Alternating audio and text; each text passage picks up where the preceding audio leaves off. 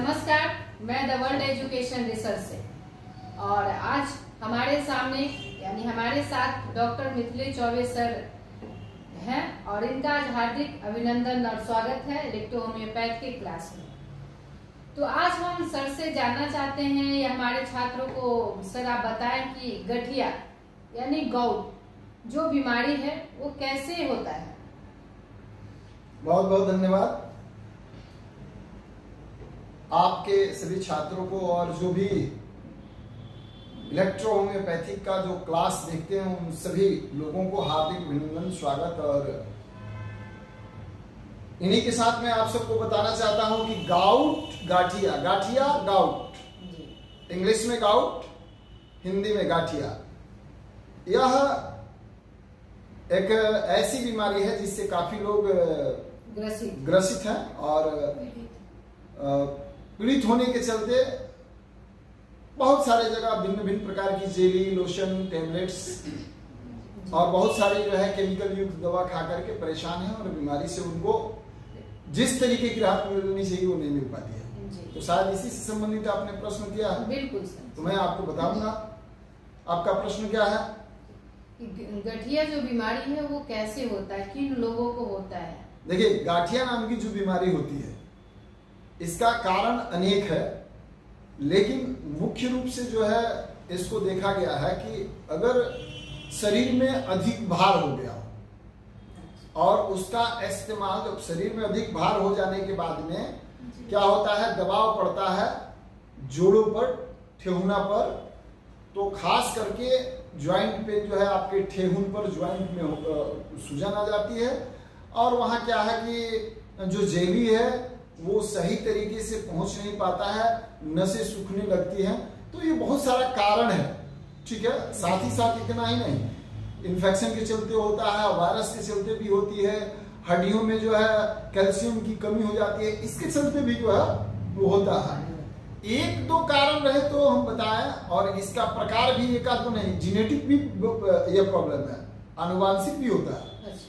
ऐसा नहीं है कि मैंने सिर्फ आपको हुआ और जनरली किसी को होता है, किसी के माता पिता, दादा दादी, नाना नानी को भी अगर हुआ होगा तो आनुवांशिक भी बीमारियां देखने को मिलती है, यानी ये जेनेटिक होते हैं। हाँ, जेनेटिक भी हो सकता है। 150 प्रकार बताए गए हैं।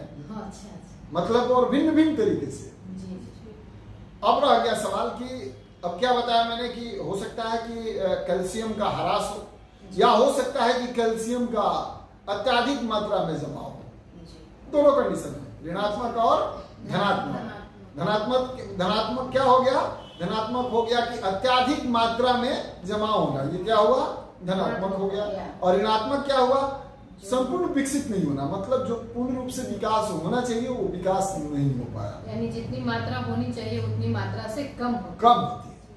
तो ये एक समझने के लिए इलेक्ट्रो होम्योपैथी का जो सिद्धांत है, इस सिद्धांत पर जब हम लोग बात करते हैं, काम करते हैं, मेडिसिन अप्लाई करते हैं तो एक सिस्टम के तहत करते हैं। ऋणात्मक धनात्मक को ध्यान में रख के करते हैं और प्राकृत को ध्यान में रख करते हैं कि यह व्यक्ति का प्राकृत क्या है, ये तो आप लोगों को पता है।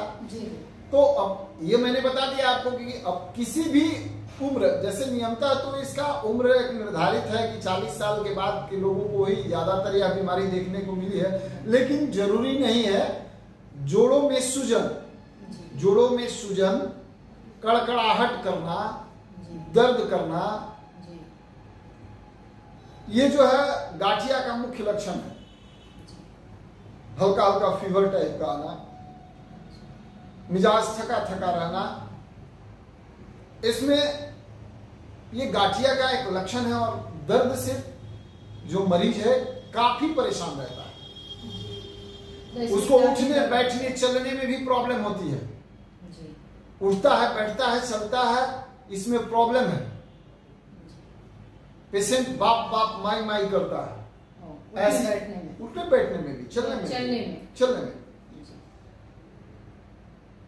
देखिए क्या है कि मैंने बता दिया कि 40 साल से ऊपर के लोगों को ज्यादा होती है, यानी एक एवरेज रखा गया हाँ, है कि 40 साल के बाद ही, लेकिन कोई जरूरी नहीं।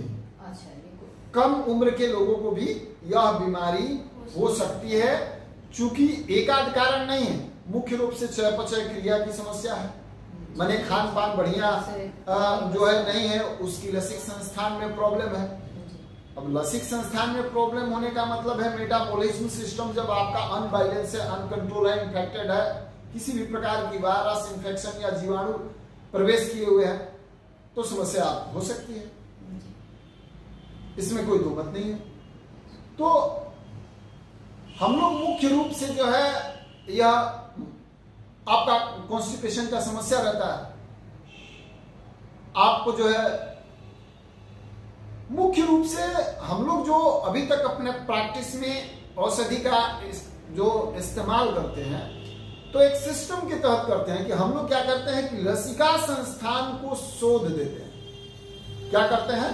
लसिका संस्थान को शुद्ध कर देते हैं, माने प्यूरिफाई करने की व्यवस्था है हमारे इलेक्ट्रो होम्योपैथिक में। और वह क्या करता है कि जितनी जीनेटिक भी जो प्रॉब्लम है और जो लिम्स की मेटाबॉलिज्म सिस्टम की जो प्रॉब्लम है, जो रस और रक्त दो ही प्रकार की जो है आपके शरीर में तरल पदार्थ है, जिसके आधार पर जो है जब ये शरीर दूषित होता है, ये दोनों तरल पदार्थ दोनों द्रव्य है जब दूषित होते हैं तो आपको बीमारी होती है। तो मुख्य रूप से लसिका की जहां तक बात आती है तो लसिका को शोध देते हैं। अब ये क्या है कि ये किडनी पर भी इसका प्रभाव है। ये क्या करता है कि किडनी से जो है आपके मूत्र मार्ग से जो है आपके जो इन्फेक्शन को बाहर निकाल देता है, आपकी जो कैल्शियम जमाने की जो कैपेसिटी है उसको क्या करता है? समाप्त कर देता है, बैलेंस कर देता है, कॉन्स्टिपेशन को समाप्त करता है। शरीर में B1, B2, B12 नाम की जो आपको विटामिन है उसकी भी ये पूर्ति कर देता है। आपके शरीर में कैल्शियम की भी कितनी आवश्यकता है उसकी भी पूर्ति कर देता है। तो ये बहुत सारी व्यवस्थाओं पर जो है स्क्रोफलोसो ग्रुप जो है काम करता है। यानी कि किडनी में, लीवर में, आपके शरीर में बड़े छोटे जितने भी अंग है, जो भी आपके पार्ट्स हैं, अंग माने पार्ट्स, तो जो भी पार्ट्स हैं उन पार्ट्स को क्या करते हैं? इस एस्क्रोफ्लोसो ग्रुप के माध्यम से क्या किया जाता है? उसको प्यूरिफाई करके बाहर निकाल दिया जाता है। इससे क्या होती है कि आपकी जो समस्या है वो समाधान होगा, माने पेशाब की मात्रा बढ़ जाएगी। अब इसमें भी मैं चिकित्सकों को, आप छात्रों को ये बताना चाहता हूं, या जो चिकित्सा से जुड़े हुए लोग हैं या जो चिकित्सा नहीं करते हैं फिर भी इलेक्ट्रो होम्योपैथिक में ज्यादा इंटरेस्ट रखते हैं, सुनते हैं, समझते हैं, तो उनको मैं ये बताना चाहता हूं कि ACE1 सबसे पहली रेमेडीज है जो कि मेटाबॉलिज्म सिस्टम को मजबूत करती है, भूख को बढ़ाती है, चयापचय क्रिया को जो है मजबूत करती है, आपके शरीर में ताकत देती है, आपके शरीर में किसी प्रकार का जीवाणु, विषाणु, वायरस और इन्फेक्शन अगर है तो उसको समाप्त कर देती है। अगर नहीं है तो बचने के लिए भी इसका आप एंटीडोज के रूप में, टीका के रूप में इस्तेमाल करते हैं, इसको कर सकते हैं। तो इतनी ये ताकतवर है। लेकिन हाँ, एक बात ध्यान और दीजिएगा, किसी किसी को ACE1 देने के बाद कॉन्स्टिपेशन की समस्या उत्पन्न हो जाती है जी। उस परिस्थिति में ACE1 ना देकर के ACE2 देना चाहिए। तो ACE1 सिंगल एक ऐसी मेडिसिन है कि देकर के गाउट और गाठिया से के दर्द से तुरंत राहत पाया जा सकता है, तुरंत। ACE1 एक ऐसी मेडिसिन है, एस्क्रोफ्लोसो नंबर 1, जो स्टेटमिटियल के नाम से भी जानते हैं इसको। तो इसको डाइल्यूशन 2 की पावर क्या होता है? मध्यम पावर इसको बोलते हैं। देखिए, अपर, मिडिल और लोअर, अपर, मिडिल और लोअर। तो अपर में क्या हो गया? सबसे ऊपर का जो डाइल्यूशन है वो डाइल्यूशन 3 माना जाता है, सबसे ऊपर का डाइल्यूशन पुराने सिस्टम के मुताबिक। तो अपर में फर्स्ट, सेकंड, थर्ड में डाइल्यूशन 1, 2, 3, और फर्स्ट डाइल्यूशन को क्या माना जाता है? नीचे का डाइल्यूशन। और सेकंड को कौन डाइल्यूशन माना जाता है? मिडिल। तो इस तरीके से जो है हम लोग क्या करते हैं कि मध्यम डाइल्यूशन का इस्तेमाल करते हैं। तो ACE1 का जब इस्तेमाल करेंगे तो डाइल्यूशन 2 का इस्तेमाल करते हैं। अगर ड्रॉप में दे रहे हैं तो उसे 1 चम्मच पानी में 1 बूंद की मात्रा उसको प्रत्येक आधे घंटे पर लगातार 5 खुराक, कितना खुराक? 5 खुराक देने के बाद इसको सुबह दोपहर शाम अगले दिन से इस्तेमाल करना है। दर्द में राहत मिलेगा। कॉन्स्टिपेशन की अगर समस्या है तो H2 का इस्तेमाल करेंगे। अगर कॉन्स्टिपेशन की समस्या है तो H2 का इस्तेमाल करेंगे। अब एक चीज, उसमें भी डाइल्यूशन मध्यम होगा, मैंने D2 ही इस्तेमाल करेंगे। डाइल्यूशन कौन होगा? D2। अब आते हैं कि ये तो मैंने लिम्फ शोधने की बात कर दिया। अब आ जाते हैं कि लिम्फ शोधने से सिर्फ काम नहीं होगा, वहां जेली को पहुंचना चाहिए। क्या पहुंचना चाहिए? जेली जो है उसमें पहुंचना चाहिए। तो जेली को पहुंचाने के लिए जो सिरा है आपके शरीर का, तो सिराओं का गतिशील रहना बिना अवरोध के ये जरूरी है। तो ए ग्रुप, एंजाइटी को ग्रुप जिसको बोलते हैं, तो एंजाइटी को A1 और A2 ये दोनों क्या है? A1 और A2 दोनों बाईं ओर की, शरीर के हृदय के बाईं ओर, ये दाहिना है ये बायां है, तो बाईं ओर की ये दवा है। लेकिन A3 क्या है? ये हृदय के बीचों बीच सिराओं तक अपने संचार को करने वाली, हृदय के बीचों बीच की यह मेडिसिन है जिसका संचालन सिराओं पर होता है और इसका प्रभाव पूरे शरीर पर सही तरीके से पहुंचता है। कहां से? तो हृदय के बीचों बीच की जो मेडिसिन है इसका प्रभाव है और यह सिराओं पर काम करती है और जिसका प्रयोग गाउट में किया जाता है। जैसे H2 दे दिया एग्जाम्पल के तौर पर, तो A2 देंगे। अब हाँ नहीं, A2 नहीं, सॉरी A3 देंगे। तो A3 देने के बाद में अब उसमें और प्लस करेंगे एक मेडिसिन। वो मेडिसिन क्या है? तो कैंसोर्सो ग्रुप की C4 मेडिसिन, और C4 जो मेडिसिन है वो किस चीज के लिए है? बोन की कोशिकाओं पर काम उसका बेहतरीन है। बोन की कोशिकाओं की दवा है, मतलब क्या है? हड्डी की कोशिका बोन सेल को सही करता है, बैलेंस मिलाता है। और बोन में अगर नेगेटिविटी है तो अगर मान लीजिए कि सही विकसित नहीं हुआ या किसी प्रकार का ह्रास हुआ है तो उसको दूर करके उसको सही कर देता है। उसके सेल में किसी प्रकार की प्रॉब्लम है, कोशिका में किसी प्रकार की प्रॉब्लम है, उसे चुस्त दुरुस्त कर देता है, मृत सेल को बाहर निकाल देता है और पुनः नया सेल तैयार कर देता है, पुनः नया सेल तैयार कर देता है। तो क्या इस्तेमाल करेंगे? H2 plus A3 plus C4। ठीक है। अब क्या है कि आपका किडनी फिल्टर हो गया, आपका लीवर ठीक ठाक हो गया, चुस्त दुरुस्त मजबूत हो गया, आपका हृदय से सिराओं का संचार बढ़िया हो गया, आपके हड्डी को मिनरल्स मिलने लगा, वहां की कोशिकाएं जो दूषित थी वो ठीक हो गई, सूजन प्रदाह, सूजन कैसे होता है? तो इन कारणों से सूजन हो जाता है, स्वेलिंग होता है, जितना मैंने पहले कारण बताया बीमारी के कारण।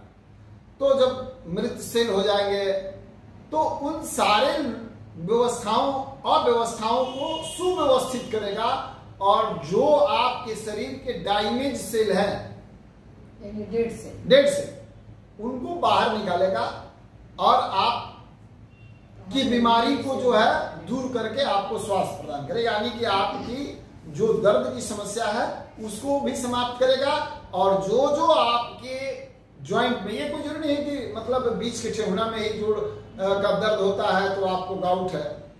गाउट आपके उंगली के छोटे से जोड़ में भी हो सकता है, कहीं भी जोड़ में सूजन और दर्द है तो वो गाउट 99% हो सकता है। 100% इसलिए मैं नहीं कहा क्योंकि और दूसरे बीमारियों में भी जो है जोड़ों में दर्द होता है, उस पर हम आगे बात करेंगे क्योंकि विषयांतर हम नहीं होना चाहते हैं। लेकिन 99% मरीजों को जोड़ों में जो सूजन और दर्द होता है उसका मुख्य कारण क्या होता है?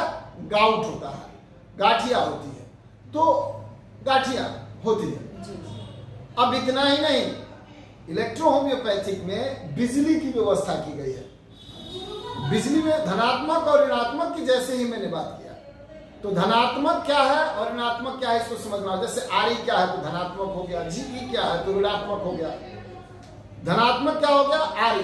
तो देखना है, देखिए यह मतलब क्या है, मैंने पहले ही समझा, जिस अंग का समुचित विकास नहीं हो गया, नहीं हो पाया, वह क्या है? ऋणात्मक है। जिस का अत्यधिक मात्रा में विकास हो रहा है वो क्या है? धनात्मक है।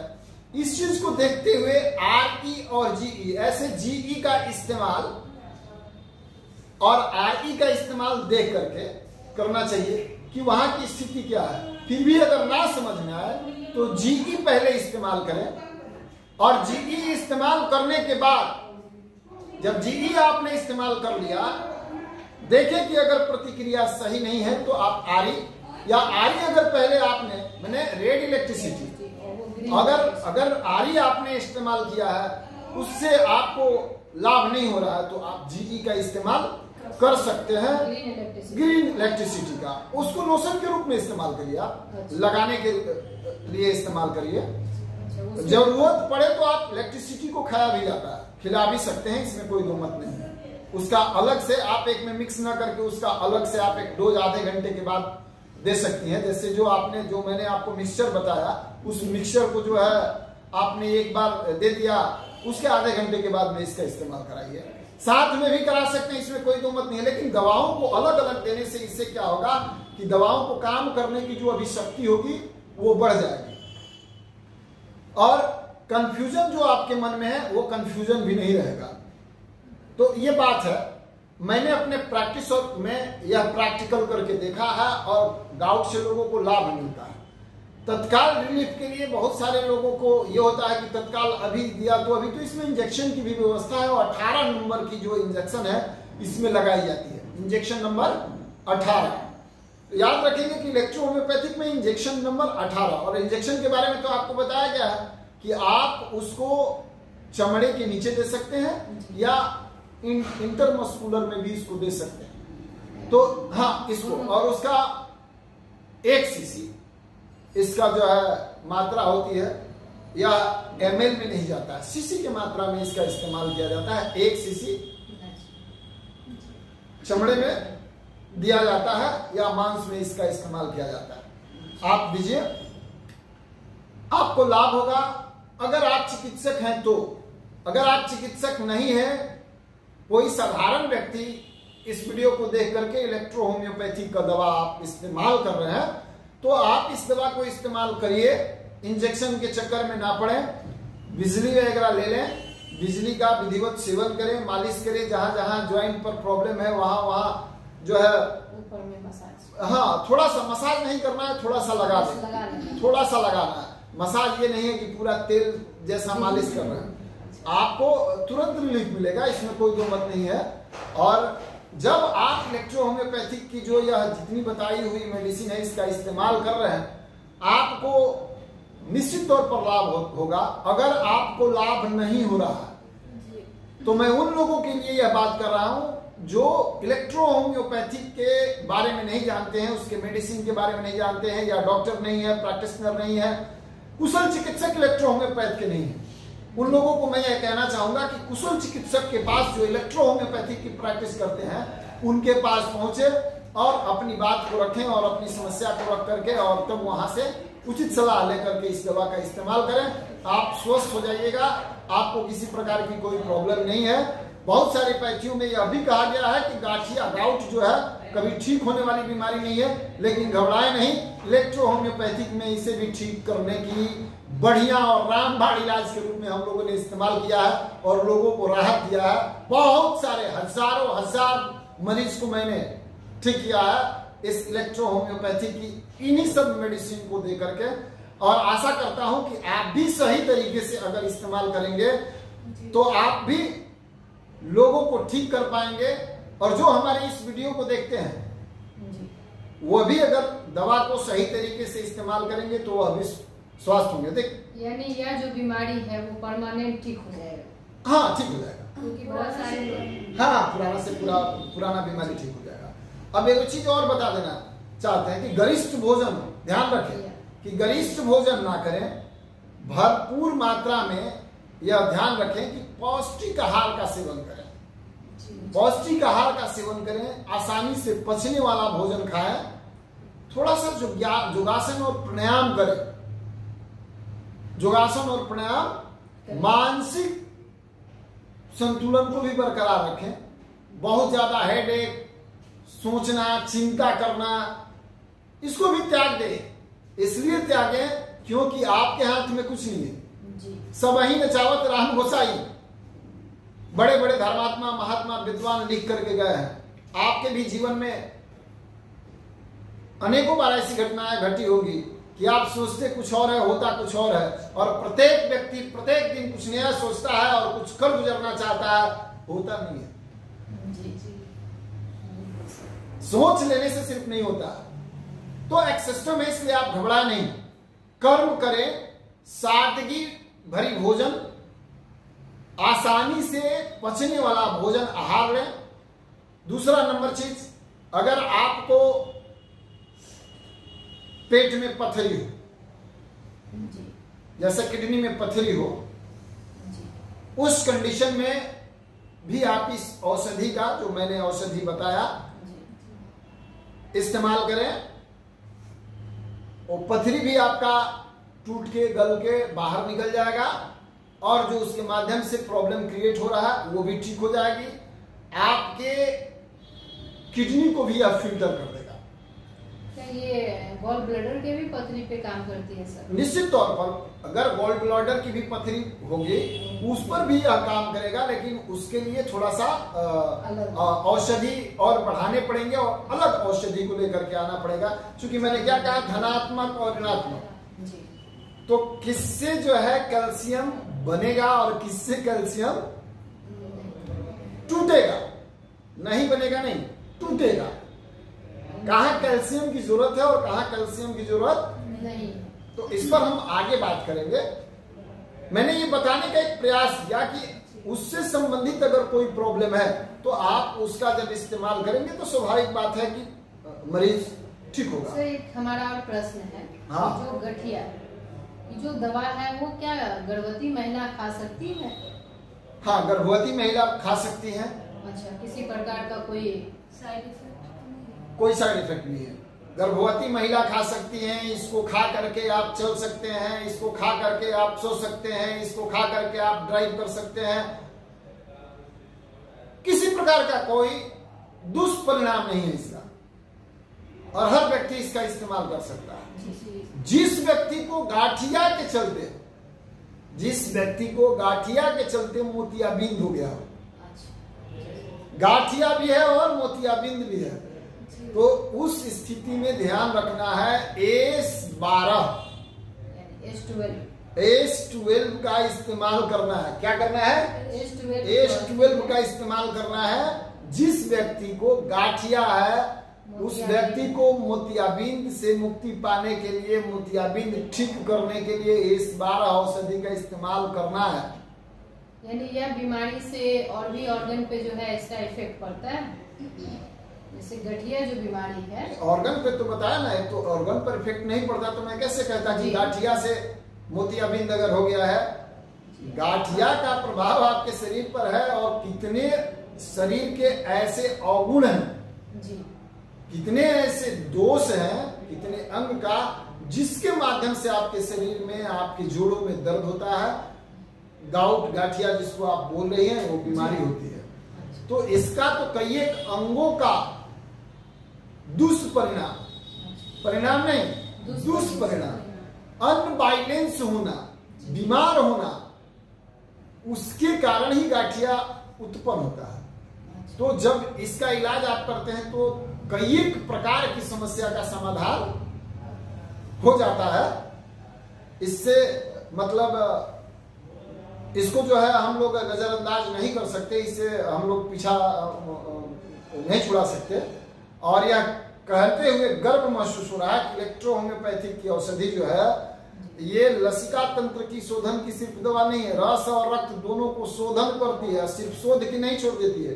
जो उसमें विकृति है, जो उसमें सबको बाहर निकालती है, जो वायरस, जीवाणु, जितने प्रकार के इन्फेक्शन है, जितने प्रकार की बीमारी है, उसको बाहर भी मलमूत्र के माध्यम से, आंख के माध्यम से, आपके नाक के माध्यम से बाहर निकाल देती है। और आपके शरीर में जो रोग है उससे आपके शरीर को रोग मुक्त करके और आपको कुशल स्वास्थ्य प्रदान करती है यह औषधि। जी, और कोई प्रश्न है आपका? अगर आप भी इस वीडियो को देख रहे हैं, प्रैक्टिस करते हैं और आपके पास में किसी प्रकार का डिग्री डिप्लोमा नहीं है, आप MBBS, BAMS, BHMS, BUMS या कोई और पद्धति का नीट क्वालिफाई करके एग्जाम दे करके पढ़ करके प्रैक्टिस करने में असमर्थ हैं, चूंकि आर्थिक युग है, पैसे के जमाना है और मेडिकल की पढ़ाई करने में अत्यधिक पैसे की खर्च होते हैं। और आप ऑलरेडी इस चिकित्सा से जुड़े हुए हैं, चिकित्सा चाहे आप जो कुछ भी कर रहे हो, मैं आपसे चाहूंगा कि उसमें इलेक्ट्रो होम्योपैथ को ऐड कर लीजिए और इलेक्ट्रो होम्योपैथिक की डिग्री डिप्लोमा का कोर्स आप कर लीजिए, चाहे वो DEHM हो, चाहे BEMS हो, चाहे MDH हो, PhD तक की फैसिलिटी है द वर्ल्ड एजुकेशन रिसर्च में। तो आप इसको कर लें और बहुत कम पैसे में, इसमें बहुत ज्यादा खर्चा नहीं है। 5.5 साल का कोर्स अगर आप करिएगा तो उसमें प्रत्येक वर्ष आपको जो है एक माने अमाउंट देना पड़ेगा। महीने में भी आप दे सकते हैं 2-3 हजार रुपया महीना, ज्यादा से ज्यादा 4 हजार, कहीं 5 हजार रुपया महीना खर्च करना पड़ेगा। आप कमाते हैं तो उसको कर सकते हैं। अब डिप्लोमा करना है तो क्या है, 1 साल में जो है 25,000 रुपया में आपका डिप्लोमा हो जाएगा। 2 साल का डिप्लोमा कोर्स है, 25,000 रुपया आप 2 साल में दे करके इस कोर्स को कर लेंगे। और करने के बाद जब समझ जाएंगे, लोगों को आशातीत लाभ मिलने लगेगा, तो आप की प्रैक्टिस और बेहतरीन होगी। चूंकि इलेक्ट्रोपैथी का प्रैक्टिस करने के लिए, डॉक्टर बनने के लिए, अगर आप हिंदी मीडियम से 10वीं पास भी है, घर में बैठी हुई, चाहे वो महिला हो, बेरोजगार पुरुष हो, घर में बैठे हुए, उनको हिंदी पढ़ना लिखना आता हो, वो अभी इस कोर्स को कर सकते हैं द वर्ल्ड एजुकेशन रिसर्च के माध्यम से। यहां से एक बुक प्रोवाइड होगा, जैसे वीडियो क्लास तो हम लोग कराते ही हैं, वीडियो भी बहुत सारा डालते हैं, एक किताब भी आपको प्रोवाइड किया जाएगा, एक किताब मिलेगा, उसको आप खरीद लेंगे और उस किताब को पढ़ के आप क्या कर सकते हैं, मेडिसिन दे सकते हैं, लोगों को मेडिसिन दे सकते हैं। जैसे आप देखे होंगे बहुत सारे चिकित्सकों को पहले देखते थे होम्योपैथिक में कि वो किताब निकाले, बीमारी के हिसाब से और सिस्टम मिला करके दवा दे दिए। यहाँ सिस्टम की चूंकि ये दवा नहीं है, यहाँ तो बीमारी की दवा है। यहाँ आपको भी पुस्तक निकालनी है और उसको जो है समझना है क्या बीमारी है, बीमारी निकालना है और बीमारी के आधार पर आप दवा दे सकते हैं। या आपके प्रैक्टिस में 4 साल लगा देगा। प्रैक्टिस करने के लिए काफी ये जो बुक है वो काफी हमें सहायता प्रदान करेगी, काफी सहायता प्रदान करेगी, मतलब 99% सहायता प्रदान कर देगी आपको। 1% इसलिए मैंने छोड़ दिया कि dose and directed by the physician, और प्रेजेंट टाइम में वहां मरीज की हालत क्या है, किस स्थिति में जो है मरीज है, तो चिकित्सक अपने हिसाब से वहां दिमाग लगा करके प्रैक्टिस करता है। तो ये चिकित्सकों के लिए भी है, अगर आप बेरोजगार हैं, बैठे हुए हैं, आपके लिए भी है। आपने किसी नेटवर्क मार्केटिंग में, MLM में जुड़े हुए हैं, किसी नेटवर्क मार्केटिंग और जुड़ करके दवा बेच करके 10 का दवा 1,000 रुपया में बेचते हैं और कमा करके पैसा कंपनी को दे देते हैं। आपके हाथ में क्या आता है, आप अब मिलेगा रसगुल्ला, इसके चक्कर में ऐसे टुकटुकी लगाए बैठे हुए रहते हैं आप 1 महीना 2 महीना 4 महीना 2000 4000 5000 10,000 या 1 लाख का बिजनेस करके उसके बाद में फिर फेल होकर के नीचे गिर जाते हैं। आपका विकास नहीं हो पाता। आप इलेक्ट्रो होम्योपैथी का यह कोर्स कर लीजिए, हमसे सीख लीजिए, इस संस्थान से सीखिए, प्रैक्टिस करिए, लोगों की सेवा करिए, मदद करिए, स्वास्थ्य जागरूकता मिशन को चलाइए। 100% हर्बल शुद्ध शाकाहारी, 100% हर्बल शुद्ध शाकाहारी पैथी है यह। इसमें किसी प्रकार का कोई भी एनिमल और किसी प्रकार का वैसा खनिज और अल्कोहलिक आइटम को लेकर के नहीं बनाया जाता है दवा जिससे मरीज को किसी प्रकार की क्षति पहुंचे। इलेक्ट्रो होम्योपैथी की दवा आपके शरीर में सिर्फ और सिर्फ लाभ प्रदान करती है, आपके शरीर के अंगों को स्वस्थ बनाती है। तो अगर आप बेरोजगार हैं, नेटवर्कर हैं या मेडिकल प्रैक्टिशनर हैं, आप इस कोर्स को करें, स्वास्थ्य जागरूकता मिशन अभियान में हिस्सा लें, आगे बढ़ें, पैसे कमाएं, लोगों को स्वास्थ्य प्रदान करें, मान सम्मान और प्रतिष्ठा भी प्राप्त करें। इन्हीं शब्दों के साथ मैं आपका स्वागत करूंगा। जब आप आएंगे इस स्क्रीन पर दिए हुए नंबर पर कॉल करें और कॉल करके अगर आप बीमारी से ग्रसित हैं तो दवा भी ऑनलाइन मंगा सकते हैं। अभी मार्केट में दवा उपलब्ध बहुत कम जगह है, अगर दवा उपलब्ध है तो मार्केट से आप ले सकते हैं। दवा का नाम मैंने आपको खुल के बताया है, अन्यथा दवा आप यहां से मंगा सकते हैं ऑनलाइन ऑर्डर करके या आ करके हमारे क्लिनिक पटना में अभी जो है अभी पटना में स्थित है और पटना में चाणक्य नेशनल लॉ यूनिवर्सिटी के सामने मीठापुर बस स्टैंड पर जो अनुसंधान केंद्र है हमारा इलेक्ट्रो होम्योपैथी का, यहाँ आप आकर के अपनी चिकित्सा लाभ ले सकते हैं और अपने आप को स्वस्थ कर सकते हैं। इन्हीं शब्दों के साथ आप सबको बहुत बहुत धन्यवाद। आपका दिन शुभ हो, आप स्वस्थ हो, मस्त हो और व्यस्त हो।